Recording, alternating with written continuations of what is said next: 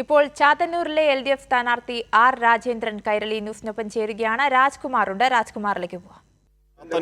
ഇടതുമുന്നണി ഒരു കരുത്തുറ്റ ഒരു മണ്ഡലം കൂടിയാണ്. അത് കഴിഞ്ഞ വട്ടം തന്നെ 17,000 വോട്ടിന്റെ ഭൂരിപക്ഷത്തിലായിരുന്നു ഇടതുമുന്നണി ഇവിടെ നിന്ന് വിജയിച്ചത്. അത് ജയലാൽ കഴിഞ്ഞ അദ്ദേഹം 3 വർഷം തുടർച്ചയായി ചാത്തന്നൂരിൽ മത്സരിച്ച് വിജയിച്ചു. ഇവിടെ ഇപ്പോൾ വീണ്ടും നമ്മുടെ ഇടതുമുന്നണി സ്ഥാനാർത്ഥിയായി CPIയിലെ R രാജേന്ദ്രനാണ് മത്സരിക്കുന്നത്.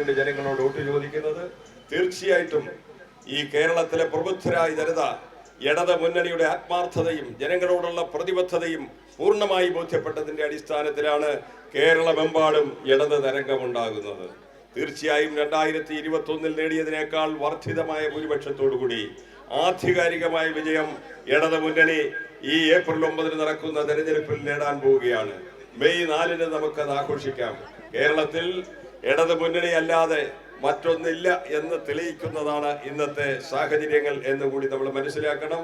ഈ കേരളത്തിന്റെ മണ്ണിൽ വർഗീയത കിളിർക്കില്ല എന്ന് പലതവണ നമ്മൾ ബോധ്യപ്പെടുത്തിയതാണെങ്കിലും കേന്ദ്രത്തിന്റെ പണക്കൊഴുപ്പിന്റെ അടിസ്ഥാനത്തിൽ, അധികാര കൊഴുപ്പിന്റെ അടിസ്ഥാനത്തിൽ ഈ കേരളത്തിന്റെ മണ്ണിൽ പ്രധാനമന്ത്രി തന്നെ നേരിട്ട് വന്ന് കളം പിടിക്കാൻ ശ്രമിച്ചിട്ടും തറ തൊടാതെ പോവുകയാണ് BJP നേതൃത്വം കൊടുക്കുന്ന NDA മുന്നണി. കോൺഗ്രസുകാരന് അധികാര കൊതിമൂത്തത് കൊണ്ട് അവരുടെ യഥാർത്ഥ ചിത്രം ജനങ്ങൾ മനസ്സിലാക്കി കഴിഞ്ഞു.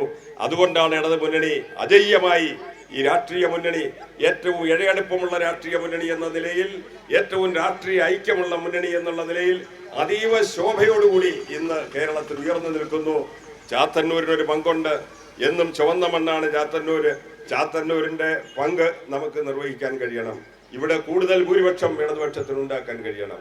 ഈ രാഷ്ട്രീയ മുഹൂർത്തത്തിൽ ഇടതുപക്ഷത്തിന്റെ സ്ഥാനാർത്ഥിയായി ഇവിടെ മത്സരിക്കുന്നത് അഡ്വക്കേറ്റ് R രാജേന്ദ്രൻ എന്ന ഞാനാണ്. എൻ്റെ ചിഹ്നം അരിവാൾ നെൽക്കതിരാണ്.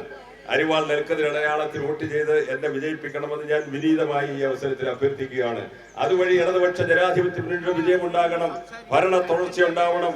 ഈ ചാത്തന്നൂരിൽ കഴിഞ്ഞ 15 വർഷമായി നമ്മുടെ പ്രിയങ്കരനായ സഖാവ് GS ജയലാൽ MLA നേതൃത്വത്തിൽ നടക്കുന്ന വികസന പ്രവർത്തനങ്ങൾക്ക്, മുന്നേറ്റങ്ങൾക്ക്, വികസന സംസ്കാരത്തിന് തുടർച്ചയുണ്ടാവണം. അതിനുവേണ്ടിയാണ് നമ്മൾ വോട്ട് ചോദിക്കുന്നത്. അതിനുവേണ്ടി സഖാക്കളെ, സുഹൃത്തുക്കളെ, ഇനിയുള്ള കുറച്ചു മണിക്കൂറുകൾ, ആ മണിക്കൂറുകൾ നമ്മൾ വിനിയോഗിക്കണം. ഈ നാടിന് വേണ്ടി, നമ്മുടെ മോചനത്തിന് വേണ്ടി, നമ്മുടെ മക്കൾക്ക് വേണ്ടി, നമ്മുടെ വരും തലമുറയ്ക്ക് വേണ്ടി, അവരുടെ ഭാവി ശ്രേയസ്സിന് വേണ്ടിയാണ് നമ്മൾ അങ്ങനെ പ്രയത്നിക്കണം എന്ന് ഞാൻ പറയുന്നത്.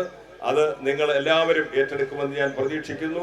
ഇവിടെ നിങ്ങൾ നൽകിയ ആവേശോജ്വലമായ സ്വീകരണത്തിന്, സ്നേഹത്തിന്റെ, ഹൃദയത്തിന്റെ ഭാഷയിൽ നന്ദി പ്രകാശിപ്പിച്ചുകൊണ്ട് ഞാൻ എന്റെ വാക്കുകൾ ഉപസംഹരിക്കുന്നു. അഭിവാദനങ്ങൾ.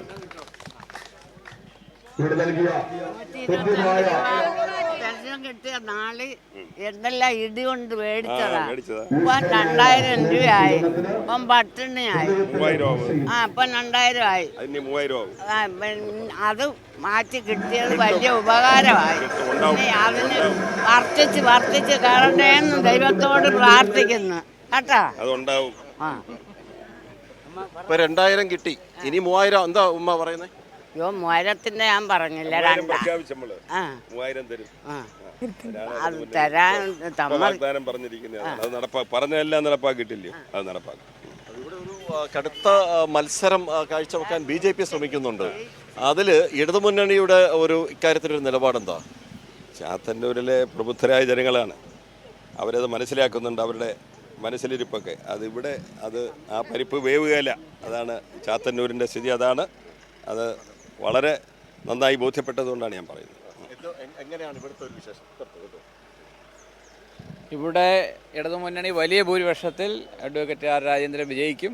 അതിനാവശ്യമായിട്ടുള്ള പ്രവർത്തനങ്ങളാണ് ഞങ്ങൾ സംഘടിപ്പിച്ചുകൊണ്ടിരിക്കുന്നത്. ഇവിടെ BJP 2ാം സ്ഥാനത്ത് നിന്നുള്ള അവകാശവാദമാണ് ഉന്നയിക്കുന്നത്.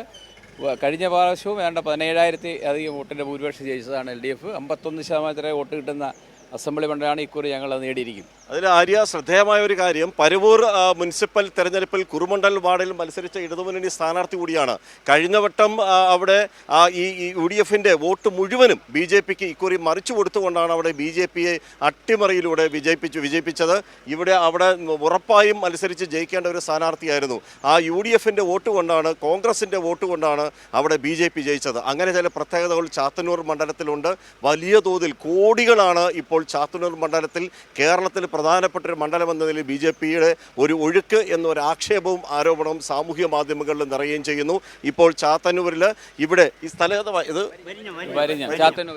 ചാത്തന്നൂർ വരിഞ്ഞം ആ ഭാഗത്താണ് ഇടതുമുന്നണി സ്ഥാനാർത്ഥിക്ക് കണ്ടില്ലേ വലിയ ഒരു ജനക്കൂട്ടം തന്നെ ഇവിടെ ഇപ്പോൾ സ്വീകരിക്കാനായി എത്തിയിരിക്കുകയാണ്. ചാത്തന്നൂരിൽ എവിടെ പോയാലും ഇടതുമുന്നണി സ്ഥാനാർത്ഥിക്ക് ഇത്രയേറെ ഒരു ജനപിന്തുണ നമുക്കിവിടെ പ്രകടവുമാണ് ദൃശ്യവുമാണ്. ആര്യ. ശരി, ചാത്തന്നൂരിലെ LDF സ്ഥാനാർത്ഥി R രാജേന്ദ്രനാണ് കൈരളി ന്യൂസിനോട് പ്രതികരിച്ചത്. രാജ്കുമാറാണ് വിവരങ്ങൾ നൽകിയത്.